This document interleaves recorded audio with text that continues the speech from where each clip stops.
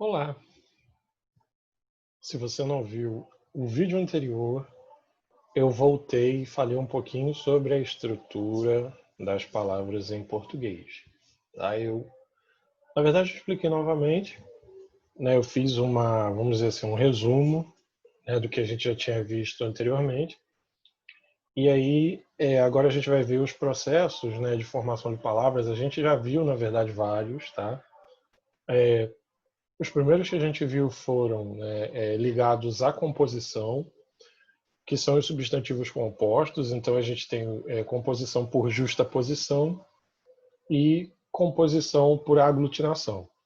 Justaposição é quando nós temos dois radicais, um ao lado do outro, sem perda fonética. Então a gente tem carrossel, né, guarda-chuva, e temos o por aglutinação, que é quando há uma perda fonética. É o caso de fidalgo, né, que era filho de alguém, né, filho de algo.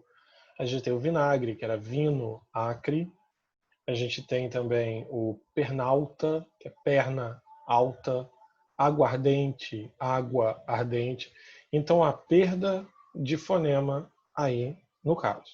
Bom? E aí, na outra aula, a gente viu mais alguns processos, que são os processos de derivação. Isso acontece quando a palavra original ela vai derivar em outra palavra, tá? Ela vai sofrer uma derivação.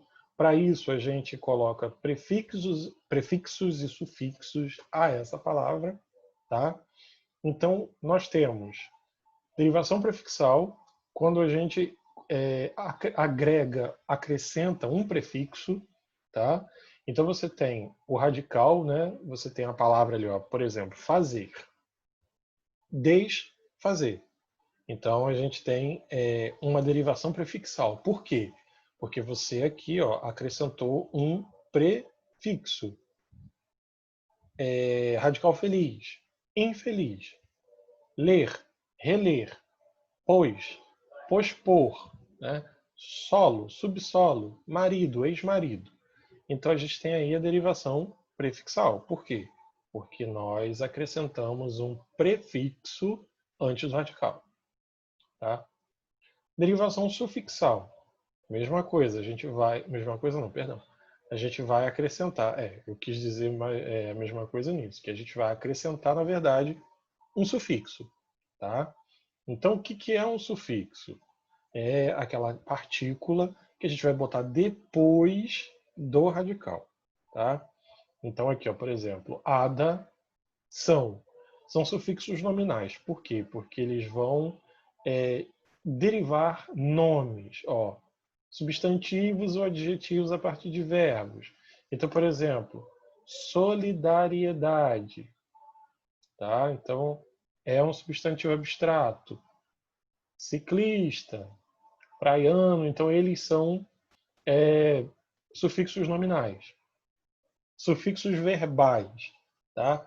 Geralmente a gente tem aqui, ó, de um substantivo, ó, gear, ele vira geada. Passar, passada, aí vai virar adjetivo. Então, às vezes, um mesmo sufixo ele pode formar várias classes de palavras, tá? Então a gente tem que prestar atenção nisso aí. E aí aqui a gente tem sufixos nominais, verbais e adverbiais, tá? Os adverbiais, ó, é o mente, que forma advérbios a partir de adjetivos. Aí a gente tem o adjetivo, ó, geral, geralmente. Antiga, antigamente. Nova, novamente. Feliz, felizmente. Tá?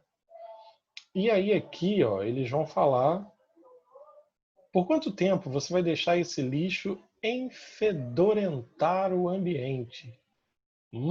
Parece uma pergunta capciosa, tá? Por quê? Porque enfedorentar no contexto está significando deixar algo fedido, né, fedorento. Ali, ó, é um processo semelhante ao ensanguentar. Esse processo ele é chamado de derivação parasintética. Tá? Por quê? O que é uma derivação parasintética? A gente tem que prestar bastante atenção porque há uma derivação Cadê? Ah, eles não trataram aqui, tá? Há a derivação sufixal e prefixal, tá? Vamos pensar no seguinte. Infelizmente. Infelizmente, ele tem como radical a palavra feliz, tá? Se você acrescentar o in, vai ficar infeliz. Se você acrescentar o mente, vai ficar felizmente. Se você acrescentar o in e o mente, vai virar infelizmente. Nesse caso, você acrescentou ou o prefixo ou o sufixo em momentos distintos, diferentes. Então, nesse caso, a gente tem uma derivação prefixal e sufixal ao mesmo tempo, tá? A derivação parassintética, ela é parecida, mas não é igual, tá? A gente vai acrescentar o prefixo e o sufixo, só que ao mesmo tempo.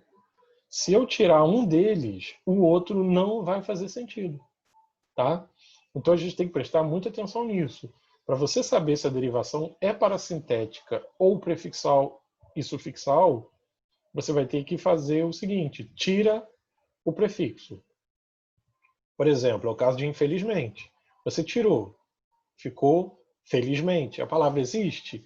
Existe. Então ela é derivação, ela foi formada por uma derivação prefixal e sufixal, tá? Agora, enlouquecer. Enlouquecer, tira o en. Existe enlouquecer? Não.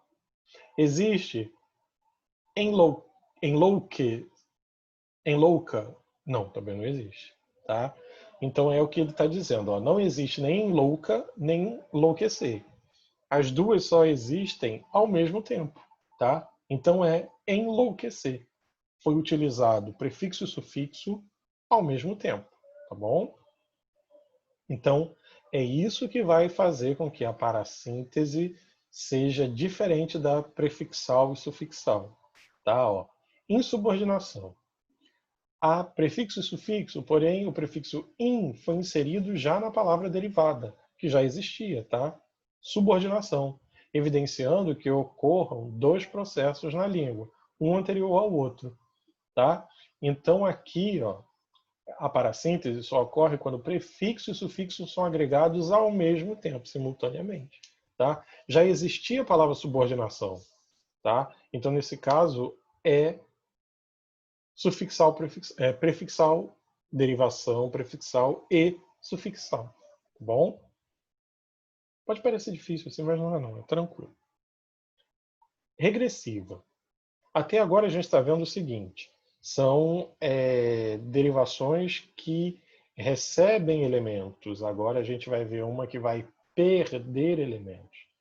A derivação regressiva ocorre uma redução, quer dizer, uma palavra que era maior, ela vira uma palavra menor. Vamos dizer, se ela perde um morfema, tá? Geralmente é um substantivo que se formou a partir de verbo, tá? Então, assim, como é que eu vou saber isso? Não tem como saber, tá bom? Mas assim, o que eles vão dizer é o seguinte, que esses verbos, né, vão ser chamados de verbos são chamados de verbos deverbais, né? Ou substantivos deverbais. Peraí, deixa eu ver aqui. Geralmente é um substantivo formado a partir de um verbo, tá? Então, portanto, um verbo que perde seu morfema verbal. Daí é chamado de deverbal. Ah, tá. Ele é tirado, né? Quer dizer, ele vem do verbo. Então, aqui o exemplo, ó, combater é o verbo. Então, veio a palavra combate. Abraço, vem de abraçar. Abano, abanar. Batuque, batucar. Beijo, beijar. Choro. Então, o que aconteceu? Era um verbo que perdeu o seu morfema verbal, tá? E virou um substantivo. Então, ó, combater, perdeu o R, virou combate. Tá? Lutar, perdeu o R, virou luta. Então, são palavras deverbais. Tá? No caso aí, a gente tem a derivação regressiva. Derivação imprópria. A derivação imprópria é tranquilo, tá? É quando a palavra ela não está sendo usada na sua classe de palavras, vamos dizer assim, específica, né? Então, por exemplo, o verde de que dispomos nas metrópoles é valioso. Verde geralmente é usado como adjetivo. Aqui ele está sendo usado como substantivo. Aqui, em língua portuguesa, o que acontece? Em língua portuguesa, se você colocar o artigo antes de qualquer palavra, você está substantivando essa palavra. Então, aqui, ó, o não é difícil de ser dito às vezes. Em que não deixa de ser advérbio. Aqui, ó, em que o não deixa de ser advérbio e vai ser usado como substantivo, tá? Ó, as palavras podem sofrer variações de sentido na língua. Embarcar é um bom exemplo, né? Originalmente ela era ligada à palavra barco, mas aí agora o sentido dela foi ampliado, né? Então tomar ônibus, avião, trem, tudo é embarcar, embarcar no trem, embarcar no ônibus, tá? Colchão não é uma colcha, não é uma coxa, perdão, colchão não é uma colcha grande, tá? E sim uma peça de consistência geralmente macia em que a gente acaba deitando ali, tá bom? Hibridismo. Hibridismo é quando nós temos dois radicais, tá? Na verdade, ou até outros elementos, tá? Ou radical, ou prefixo ou sufixo, mas que são eles vêm de línguas diferentes, tá? De idiomas diferentes. Então você tem um sufixo latino, um radical grego, tá? Isso pode acontecer. Então aqui algumas palavras, ó, sociologia, sócio é latim, logia é grego. Automóvel, auto grego, móvel latim. E por aí vai, ó. Televisão, tele é grego, visão, latim. Ó, governo, latim, ista, sufixo grego. Então eles pegaram elementos de línguas diferentes e uniram, tá? Ali, ó, tipo deletar, né? Você tem o delete, que é do inglês, e o ar, que seria nosso em português, tá? Neologismo e estrangeirismo. Neologismo, a gente já falou no início, né? É quando tem uma palavra inventada, tá? Você inventa uma palavra a partir de morfemas que já existem dentro da nossa língua.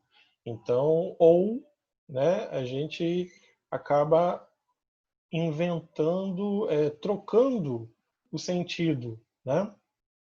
Por exemplo, a gente tem o neologismo mórfico, que são essas palavras novas, né, formadas a partir de regras de composição e derivação. Ó, por exemplo, sem teto, dolarizar, homem-bomba. E temos os neologismos semânticos, que são palavras que já existem, mas que vão adquirir sentidos em contextos determinados. Tá? Então ele vai mudar o sentido dela, né? Como é o caso de laranja. Ó. Laranja é uma pessoa usada para cobertar o verdadeiro responsável por uma atividade legal. Ficar também, né? Que é você ficar com alguém é você ter um relacionamento rápido, sem compromisso, vai lá dar uns beijos e acabou, acabou. Tá? Os neologismos são mais comuns em determinadas áreas, como literatura, publicidade, que eles acabam inventando novas palavras, tá?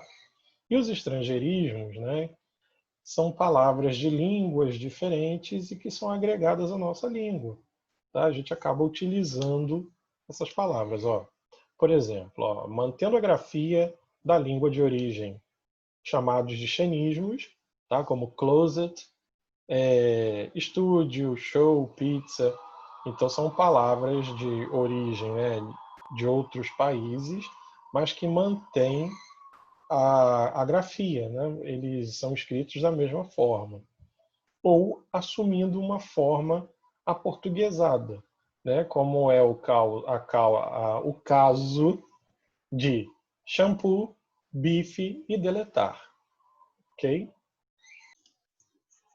E para a gente fechar, então, a, os processos de formação de palavras, a gente vai ver mais alguns, tá? Que que são a onomatopeia, a gíria, a abreviação e a sigla. Primeiro a gente vai ver a onomatopeia. A onomatopeia, na verdade, ela vai ser a representação do som, né, na escrita. Então, como a gente ele vai tentar, na verdade, imitar sons, ruídos, né, que fazem parte do nosso cotidiano. E assim, de língua para língua, essas escritas, né, essas onomatopeias, elas mudam, né? Porque isso é muito interessante, porque a gente vê o seguinte, que em português a gente tem, por exemplo, blá blá blá, tic-tac, ping-pong, reco-reco. Em outras línguas, né, esses mesmos sons, eles são diferentes, tá? Onomatopeia também vai designar vozes de animais e fenômenos da natureza, tá? Como é o caso de cacarejar, arrulhar, trovejar, tá? Gíria. A gíria são palavras informais, tá? Usadas por um determinado grupo social. Normalmente é uma linguagem cifrada. Como assim? As pessoas tentam, né, falar gíria exatamente para que a outra pessoa não entenda o que ela está falando. Tá? Então é isso aqui, ó. O objetivo de não ser identificada por pessoas que não fazem parte do grupo. Então se você não é das quebradas, você não sabe falar como eles falam lá, né, parça? E por aí vai. No fragmento da letra composta por Bezerra da Silva, a gíria é exaltada como um elemento da cultura popular. Tá aqui, ó. A gíria é a cultura do povo. Toda hora tem gíria no asfalto e no morro, porque ela é a cultura do povo. Pisou na bola, conversa fiada, malandragem. Mala sem alça é o rodo, tá de sacanagem. Tá trincado, é aquilo, se toca vacilão, tá? Aí algumas gírias já perderam, né? A gente já falou de gírias quando falou sobre as variantes linguísticas, tá? Então, só para relembrar aqui, as gírias elas têm um período de tempo, né? Elas param de ser usadas e perdem totalmente o seu valor semântico ali, vamos dizer assim, né? Eu sempre falo para vocês, né, que, por exemplo, década de 70 tinha uma gíria diferente, né? Por exemplo,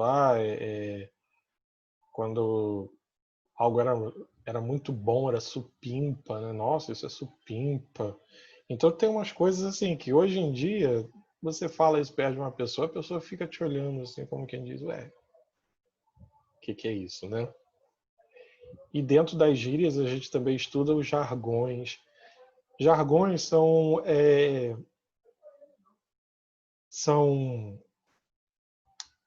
expressões que geralmente são falados por grupos específicos de profissionais, tá? Então, dentro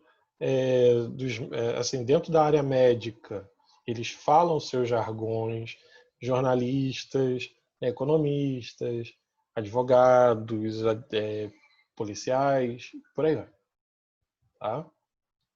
Abreviação ou redução. A gente tem que tomar cuidado porque a abreviação ela vai lembrar muito a sigla, né? Muita gente acha que é a mesma coisa. Então aqui, ó, abreviação ou redução. É o nome que se dá a palavras que sofreram reduções na língua ao longo do tempo.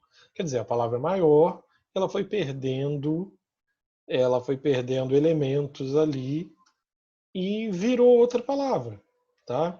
É o caso aqui, ó, de foto, que é fotografia, pneu, pneumático, quilo, quilograma, moto, né? Moto, motocicleta.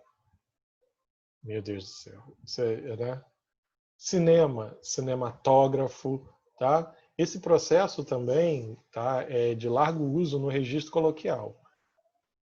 E aí São Paulo vai virar Sampa, né? Em vez de ser falado São Paulo, Sampa. Florianópolis vira Floripa. Isso eu não sabia, ó. João Pessoa é Jampa. Sanduíche vira Sanduba. né? E por aí vai. Então você tem uma palavra maior, vamos dizer assim, ela acaba sofrendo uma redução, tá? E vira uma outra palavra. Óbvio, significando a mesma coisa, né? Mas virou uma segunda palavra lá, ó. Fotografia, foto, motocicleta, moto. Sigla, siglono... É difícil falar isso, ó. Siglonimização. As siglas são formadas pela junção de letras, sílabas iniciais ou trechos de nomes de órgãos públicos, universidades, hospitais, estados, doenças, entre outros. Até mesmo nomes, tá? Por exemplo, João Pedro vira JP, né? Algumas pessoas usam. Tem até um cantor, né? JP, uma coisa assim. Então acaba, alguns nomes acabam virando siglas, né? Sei lá, Jorge Jesus virou JJ e por aí vai. Né? Ó, são exemplos de siglas. USP, Universidade de São Paulo. PUC, né? Pontifícia Universidade Católica. DF, Distrito Federal. Bradesco, Banco Brasileiro de Descontos, etc. Ok? Meus amigos, chegamos então ao final do capítulo 8. Na próxima sexta-feira teremos o capítulo 9, tá? Para encerrar essa primeira parte, esse primeiro semestre de 2020. E eu espero que vocês estejam bem, bebendo bastante água, se cuidando de todo mundo que você ama, porque a gente pode, tudo na nossa vida pode ser tirado, tá? Só aqueles que a gente ama de verdade é que nunca vão sair da nossa vida, tá bom? Eles até podem não estar presentes, mas eles vão estar sempre ali no nosso coração, no nosso pensamento, tá bom? Muita força para vocês. Eu desejo muita força, né? Que a gente está vivendo um período muito difícil, muito complicado, mas tenho certeza que tudo isso vai passar e vai passar o mais rápido possível, tá bom? Fiquem bem, fiquem com Deus, se cuidem. Tchau, tchau, gente.